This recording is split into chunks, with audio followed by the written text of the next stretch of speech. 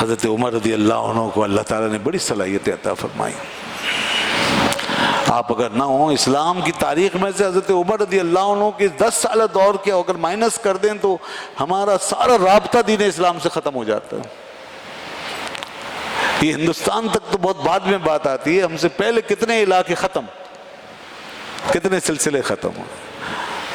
بڑا احسان ہے ان کا، یہ سارے خطوں پر ان کا احسان ہے. ان کے فیضان کی بارش یہاں پہ برس رہی ہے. یہ مسلمان آج جو کلمہ گو اتنی بڑی تعداد میں، یہ ایشیا میں بھرپور قسم کی مسلم آبادی اور مسلم ممالک کی ایک کثرت، یہ حضرت عمر رضی اللہ عنہ کی دین ہے. پھر یہیں سے بات آگے بڑھی تو مزید فتوحات آتے، پھر نکلے سینٹرل ایشیا میں دور تک نکل گئے، افریقہ میں نکل گئے، ہندوستان تک آ گئے مسلمان. اتنی ہیبت قائم ہو چکی تھی کہ پھر لوگ پوری دنیا کے لوگ عالم اسلام کے سورج کو نصف النہار پر پہنچا ہوا دیکھ رہے تھے. جو پہلے صرف طلوع ہوتا دیکھتے تھے، پھر حضرت عمر نے اس کو نصف النہار پہ پہنچایا، سروں پہ چمکتا، تو پوری دنیا اس کی روشنی سے جگمگا رہی تھی. جہاں مسلمان باقاعدہ نہیں بھی پہنچے وہاں اسلام کی روشنی پہنچنا شروع ہو گئی، خود بخود پہنچی. جب ایک عظیم الشان ریاست قائم ہو گئی، ایک ماڈل بن گیا، حضرت عمر نے وہ ماڈل تیار کر کے دنیا کے سامنے رکھ دیا، اور دنیا کی سینکڑوں ہزاروں قسم کی تہذیبوں، کلچرز اور مختلف ثقافتوں کو، مختلف آبادیوں کو، قوموں کو، نسلوں کو، گروہوں کو جب اس سسٹم کے اندر لڑی کی مانند پرویا ہے، تو انہوں نے گویا عملاً پریکٹیکلی یہ ثابت کر دیا کہ اسلام دنیا میں بٹنے کے لیے نہیں آیا بلکہ ساری قومیتوں کو ایک لڑی میں پرونے آیا ہے. اسلام جو ہے یہ واحد دین ہے جو اپنا نظام دے سکتا ہے، جو عالمی نظام دے سکتا ہے. اسلام واحد دین ہے جو پوری دنیا کی قوموں کی پیاس بجھا سکتا ہے. یہ انہوں نے عملاً پریکٹیکلی ثابت کر دیا، قائم کر کے دکھا دیا. ورنہ شاید دنیا اسلام کو ایک فلسفہ ہی مانتی، ایک تھیوری مانتی، اور اس کو ایک نظریہ قرار دے کے لوگ چھوڑ دیتے اور کہتے پریکٹیکل فارم میں اس میں کچھ نہیں ہے، عملی دنیا میں اس کی کوئی حقیقت نہیں، یہ ناقابل نفاذ ہے، دنیا کی مختلف تنوعات کا سامنا نہیں کر سکتا، ورائٹیز کا سامنا نہیں کر سکتا، تغیرات کا سامنا نہیں کر سکتا. نہیں، حضرت عمر رضی اللہ عنہ نے ایسے سارے خیالات کو باطل کر دی. یہ تھی حضرت عمر رضی اللہ عنہ کی سب سے بڑی اچیومنٹ، سیدنا فاروق اعظم رضی اللہ عنہ کی سب سے بڑی مثال. اسی لیے رسول اللہ صلی اللہ علیہ وسلم فرمایا تھا لو کان النبی بعدی لکان عمر بن الخطاب. ان اصحاب کا مقام دیکھیے، اللہ کے رسول نے فرمایا کہ اگر میرے بعد کوئی نبی ہوتا تو وہ پھر عمر بن خطاب ہوتا. یہ مقام ہے ان کا کہ اگر میرے بعد کوئی نبی ہوتا تو عمر بن خطاب ہوتا. اللہ اکبر. اس کا مطلب ہے ان میں ساری وہ صلاحیتیں موجود بن خطاب ہوتے، لیکن اللہ نے نبوت کا دروازہ بند کر دیا. اور غور کیجئے کہ جب ایسا آدمی جس کے لیے یہ الفاظ گواہ ہیں اور جس کی صلاحیتوں کا یہ عالم ہے، اس نے کبھی نبوت کے بارے میں دعویٰ تو کچھ سوچا بھی نہیں، تو اب یہ آج کل یہ نکل کر آنے والے انگریزوں کے پھول پودے، بلکہ کانٹے، انگریزوں کے بوئے ہوئے زہریلے بیج، یہ جو نکل کر آئی ہیں، یہ انگریزوں کے ناپاک بیجوں سے جو نکلنے والی یہ جو فصلیں ہمارے سامنے نظر آ رہی ہیں، اور جن کی صلاحیتوں کا جو عالم ہم جانتے ہیں، جن کی حقیقت کیا ہے، اور یہ دعوے ان کے، یہ سب جھوٹ. حضور نے پہلے بتا دیا یہ سب دجال ہوں گے جو نبوت کی بات کریں گے اپنے لیے، اور میرے بعد ایسے لوگ آتے رہیں گے.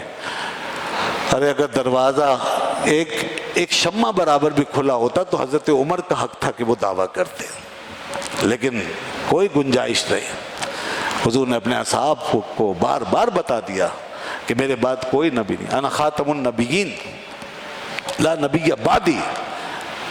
تو سیدنا عمر رضی اللہ عنہ نے یہ کام کیا، اور یہ خلفائے راشدین، ان کے بارے میں یہی ہمارا عقیدہ ہے کہ یہ سب نبوی پیٹرن پر زندگی گزار کے گئے. اس لیے خلافت علی منہاج النبوت ان کی خلافت اور ان کی حکومت کا نام ہے.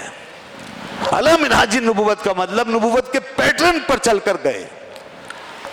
ان میں سے بعض کے کارنامے بعض سے بہت اعلیٰ ہیں، بعض کے ہاتھوں بہت اعلیٰ ارفع کام ہوئے.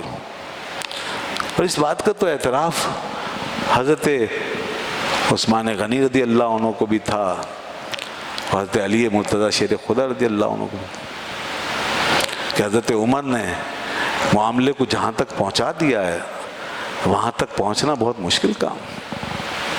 حضرت عمر رضی اللہ عنہ نے جس طرح یہ کام انجام دیا ہے وہ ان کی ذات پر ختم ہو گیا گویا.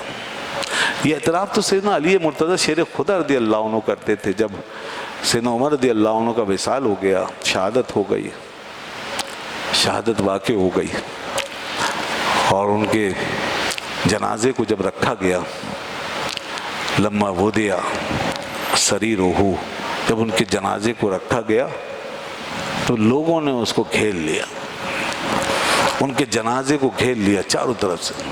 تکفنہ الناس، تکنفہ الناس، لوگوں نے ان کو گھیر لیا اور لوگ رو رہے تھے اور یدعون و یصلون، دعائیں کرتے تھے اور رحمت کی دعائیں مانگتے تھے، مغفرت رحمت کی دعائیں مانگتے تھے. اے اللہ عمر پر اپنی رحمت نازل فرما، اے اللہ ان کے درجات بلند فرما.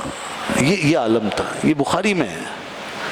امام بخاری ایک حدیث لائے ہیں حضرت عبداللہ ابن عباس رضی اللہ عنہ سے، فرماتے ہیں لوگوں نے جنازے کو گھیر لیا اور چھا گئے لوگ اور دعائیں کر رہے تھے. لیکن لوگ ہم سے کہتے ہیں، آج بہت سے سوالات پیدا کرتے ہیں، یہاں کیا کہیں گے وہ کہ نماز جنازہ ابھی ہونی ہے اور نماز جنازہ بھی ایک دعا ہے، لیکن لوگ دعا الگ سے بھی کر رہے ہیں. آج لوگ بڑے سوال اٹھاتے ہیں، جنازے کے بعد دعا مانگ لیں اگر 1 منٹ کے لیے تو لوگ اس کو ایسا سمجھتے ہیں جیسے کوئی ناچ گانا ہو گیا، ناچ گانا ہو گیا، کوئی بہت برا کام ہو گیا. دعا ہی ہو رہی ہے میت کی. اور دلیل کیا ہے؟ دلیل یہ ہے کہ جنازے میں دعا ہو تو گئی. اب بتائیے یہاں پہ آگے جنازے میں دعا ہے کہ نہیں اور لوگ دعائیں مانگ رہے ہیں. یہ بخاری میں الفاظ ہیں، یدعون و یصلون. اور بات برابر ہے بھائی، پہلے مانگو بعد میں مانگو. اگر دلیل وہاں سے اوپر سے دکھانا چاہو گے تو نہ اس کی ملے گی نہ اس کی ملے گی. پھر رسول اللہ صلی اللہ علیہ وسلم کے عمل سے، جیسے کہا جاتا ہے جی حدیث میں دکھائیے حضور نے ایسا کیا نہیں کیا، جبکہ ایک حدیث ہم بتاتے ہیں کہ رسول اللہ صلی اللہ علیہ وسلم نے اپنے ارشاد مبارک میں یہ فرمایا ہے کہ اذا صلیتم علی المیت فاخلصوا له الدعاء، جب تم میت پہ نماز پڑھ چکو تو دعا مانگا کرو. یہ حدیث میں آیا. تو اب وہاں پہ دیکھیے پہلے ہی لوگ دعا مانگ رہے ہیں، سب مل کے مانگ رہے ہیں. تو لوگوں نے ان چیزوں پہ بھی مسلک بنائے ہوئے ہیں. اس پہ تبلیغ ہوتی ہے، اس پہ سرمایہ خرچ ہوتا ہے، اس پہ ذہنی کاوشیں ہوتی ہیں، اس پہ محنت ہوتی ہے. لوگوں کو سمجھایا جاتا ہے جی دیکھو یہ دعا غلط ہے، یہ سلام غلط ہے، یہ طریقہ، یہ چیزیں اب تبلیغ کا وہ بن گئی، میدان بن گئی. تو بہرحال سمجھنا چاہیے ہم 21ویں صدی میں داخل ہو چکے ہیں اور اسلام سے ہم کیا سیکھ رہے ہیں. چھوٹی چھوٹی باتوں میں اختلافات لوگوں کے ذہنوں میں ڈالنا، اور خاص طور پہ نوجوان بچے بیچارے جنہیں کچھ نہیں پتا وہ تو فوراً ادھر ادھر ہو جاتے ہیں. ہاں واقعی بہت غلط کام ہو رہا ہے. ارے بھائی دعا ہو رہی ہے، غلط کام کہاں سے ہو رہا ہے؟ مرحوم کے لیے دعا ہو رہی. کاش مرحوم بول سکتا، اللہ کی قسم اگر وہ بولتا تو وہ خود ہی بھگا دیتا. وہ تم جاؤ مانگنے دو دعا، جس کو جانا ہے جاؤ بھائی، مجھے تو اچھا لگ رہا ہے، میرے کو تو رحمت ہو رہی ہے، دعا ہو رہی ہے، میرے لیے تو فائدہ ہے، دعا ہو رہی ہے، اللہ کا ذکر ہو رہا ہے، کوئی ناچ گانا تھوڑی ہو رہا ہے. تو جو غلط چیزیں ہوتی ہیں وہاں سے نہیں ہم بھگاتے لوگوں کو. وہاں نہیں کہتے بھائی یہ دیکھو یہ ناچ گانے شادیوں میں اور دیگر پروگراموں میں فنکشنوں میں، وہاں جا کے محنت نہیں کرتے. اچھے کاموں کے پیچھے محنت کرتے ہیں، یہ چھوڑ دیں وہ چھوڑ دیں، یہ بدعت ہے وہ بدعت ہے. بہرحال اپنی اپنی اپروچ ہے، اپنی اپنی اپروچ ہے. تو یہ بخاری میں حضرت عمر کا جنازہ رکھا ہوا ہے اور لوگ جمع ہو گئے اور دعا کر رہے ہیں. یدعون و یصلون، دعائیں مانگ رہے تھے، رحمت کی التجائیں کر رہے تھے، رحمت کی دعائیں مانگ رہے تھے. حضرت عبداللہ ابن عباس رضی اللہ عنہ فرماتے ہیں میں خوف زدہ تھا. یہ اہل بیت اطہار ہیں، یہ اہل بیت اطہار ہیں. یہ بات اب خاص طور پہ نوٹ کیا کریں. تاکہ کچھ لوگوں کو اس قسم کے لقمے بھی چاہیے نا، یہ بھی آپ کے پاس رہے، کیونکہ وہ ادھر یہ پیاس بڑھ گئی ہے۔ اب لوگوں کو یہ سمجھایا جاتا ہے کہ جی نہیں، یہ ان کا راستہ الگ، ان کا راستہ الگ، اور ان میں کوئی آپس میں رفت تھی، اختلاف رہتا، نہیں، یہ دیکھیے کہ اہل بیت اطہار کے جذبات کیا تھے، اور سب جانتے تھے عمر کا مقام کیا ہے۔ حضرت عبداللہ ابن عباس فرماتے مجھ پہ تو خوف طاری تھا، اللہ اکبر، کہتے ہیں اسی خوف میں کسی نے میرے کندھے پہ ہاتھ رکھا، جب میرے کندھے کو چھوا تو میں نے دیکھا فَإِذَا هُوَ عَلِيٌّ رضی اللہ عنہ، وہ حضرت علی رضی اللہ تعالیٰ عنہ تھے۔ اللہ اکبر، کہتے ہیں ترحم علی عمر، اور علی بھی حضرت عمر کے لیے دعائیں مانگ رہے تھے، اے اللہ عمر پہ رحم فرما، اپنی رحمتوں کی بارش نازل فرما۔ اور اس وقت جو حضرت علی رضی اللہ عنہ نے الفاظ ادا کیے ہیں سیدنا عمر رضی اللہ عنہ کے لیے، وہ لکھ لینے کے قابل ہیں لوہے قلم پر، اور جہاں بھی کہیں واسطہ پڑے کسی ایسے شخص سے جو نہیں جانتا یا جان بوجھ کے گمراہ کرتا، اسے بتا دے یہ تھے حضرت علی رضی اللہ عنہ کے ریمارکس۔ حضرت علی فرماتے تھے ما خلفتا یا عمر، ما خلفتا احدا احب الی ان القی اللہ بمثل عملہ منک، اے عمر تم نے تو اپنے پیچھے کوئی ایک بھی ایسی مثال نہیں چھوڑی کہ وہ تمہارے جیسے عمل رکھتا ہو اور میں وہ عمل لے کے اللہ کے حضور میں حاضر ہو جاؤں۔ یعنی اے عمر قابل تقلید میرے لیے اب تمہارے سوا کوئی نہیں ہے، اے عمر تمہارے جیسا عمل کرنے والا کوئی نہیں ہے، اے عمر تمہارے جیسا مقرب بارگاہ الہی کا اللہ کی بارگاہ میں کوئی نہیں، اللہ تم پر رحم فرمائے۔ اے عمر مجھے امید ہے اللہ تعالیٰ تمہیں تمہارے دونوں صاحبوں کے ساتھ ضرور جوڑے گا، محمد مصطفیٰ صلی اللہ علیہ وسلم اور حضرت ابو بکر کے ساتھ تمہیں ضرور جوڑ دے گا، تم بالکل ان کے پاس جاؤ گے اور انہی کے ساتھ رہو گے، اس لیے کہ میں نے یہ دیکھا ہے کہ رسول اللہ صلی اللہ علیہ وسلم ہمیشہ ابو بکر کے ساتھ تمہیں بھی ساتھ ملاتے تھے۔ رسول اللہ صلی اللہ علیہ وسلم جب بھی بات کرتے فرماتے ذهبت انا و ابو بکر و عمر، میں گیا ابو بکر گئے عمر گئے، دخلت انا و ابو بکر و عمر، میں آیا ابو بکر آئے عمر آئے، اس طرح خرجت انا و ابو بکر و عمر، یہ حضرت علی فرما رہے ہیں کہ میں نکلا ابو بکر نکلے عمر نکلے، ہر جگہ حضرت عمر کو ساتھ ساتھ بیان کیا رسول اللہ صلی اللہ علیہ وسلم نے۔ حضرت علی فرماتے ہیں مجھے امید ہے، پوری امید ہے، یقین ہے کہ اے عمر تم انہی کے ساتھ رہو گے۔ اور آج سیدنا عمر رضی اللہ عنہ حضور کے جوار رحمت میں آرام فرمائے ہیں، حضور نے اپنے قرب خاص میں انہیں جگہ عطا فرمائی ہے، اس مقام پر ساری دنیا قربان، ساری فضیلت قربان، ساری عظمت قربان، جو قرب انہیں نصیب ہے زندگی میں بھی اور آج بعد از وصال بھی۔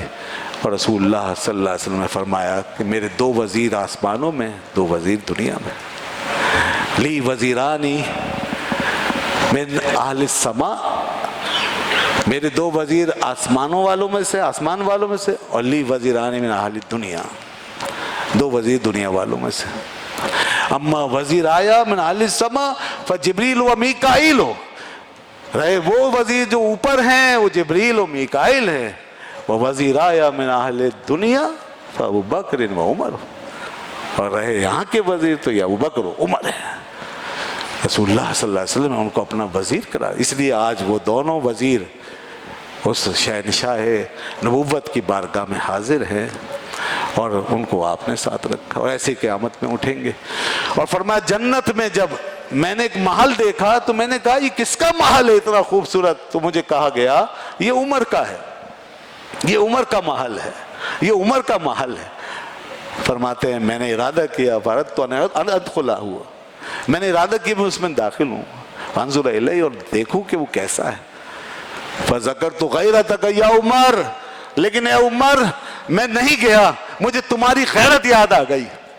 عمر بڑے غیور ہیں نا، غیرت مند تھے، مجھے تمہاری غیرت یاد آ گئی۔